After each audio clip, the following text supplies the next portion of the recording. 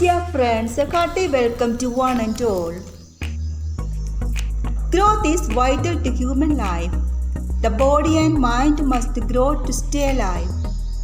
Catholics believe that the soul also needs to grow to maturity in the life of grace, just as the human body must grow through childhood, adolescence, and adulthood.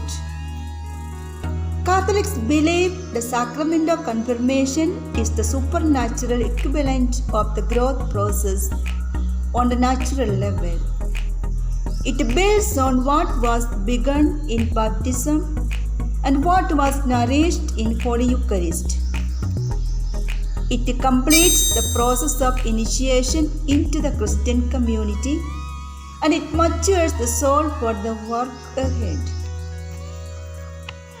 Now I would like to present to you the Catholic sacrament of confirmation, giving you a close look at the definition and effects of the sacrament, its recipients, its celebration, and its symbols. What is the sacrament of confirmation? Confirmation is the sacrament by which Catholics receive a special outpouring of the Holy Spirit. Through confirmation, the Holy Spirit gives them the increased ability to practice their Catholic faith in every aspect of their lives and to witness Christ in every situation. Who can receive confirmation?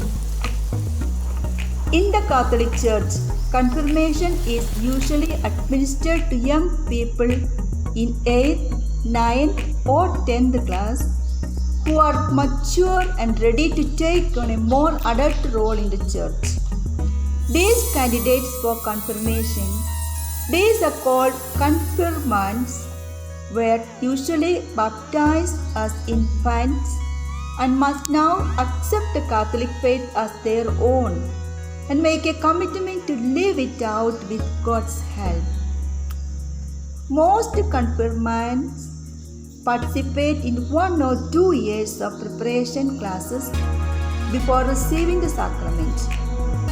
As part of that preparation, each confirmant chooses a confirmation name, usually that of a favorite saint, which indicates that he or she is ready to assume a new position in the community. Adults joining the Catholic Church also receive the sacrament of confirmation after the baptism and a period of instruction. They too must freely accept the Catholic faith and commit to participating in it at all times. Any baptized person, even an infant, may receive confirmation and the outpouring of the Holy Spirit that it provides if he or she is in danger of death. The rite of confirmation.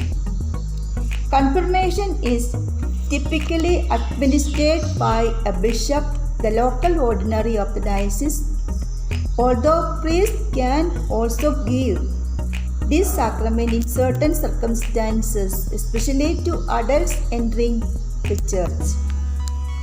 The rite of confirmation, which often takes place during Mass, begins when the bishop extends his hands over the confirmants and prays, "All-powerful God, Father of our Lord Jesus Christ, by water and the Holy Spirit, you freed your sons and daughters from sin and gave them new life. Send your Holy Spirit upon them to be their helper and guide. Give them the spirit of wisdom and understanding, the spirit of right judgment and courage, the spirit of knowledge and reverence. Fill them with the spirit of wonder and awe in your presence. We ask this through Christ our Lord. Amen."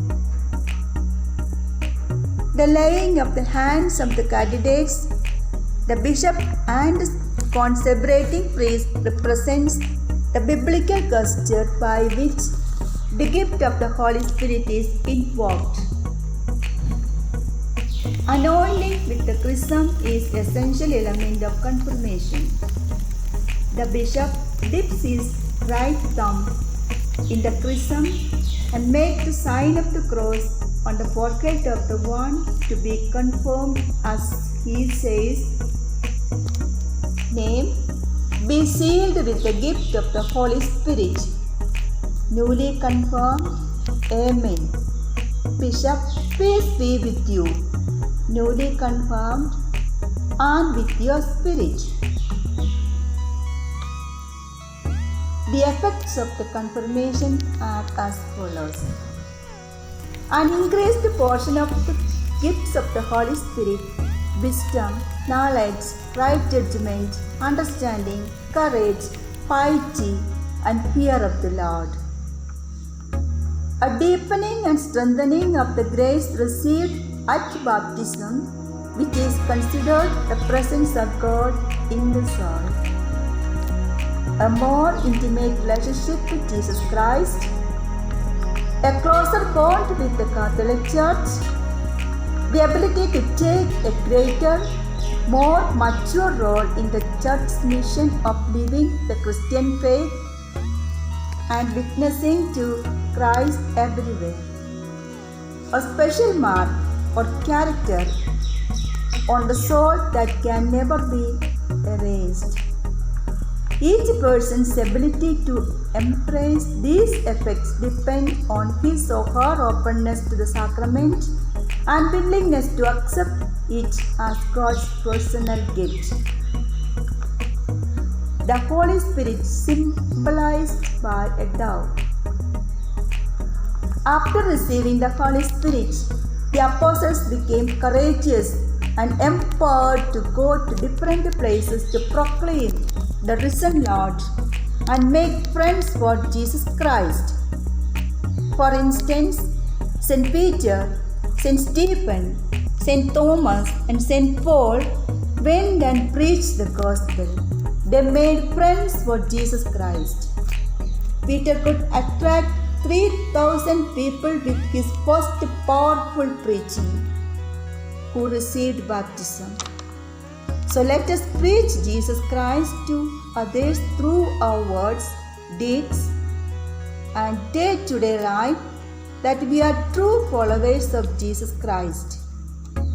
Let us give a mark on others that we are Christians.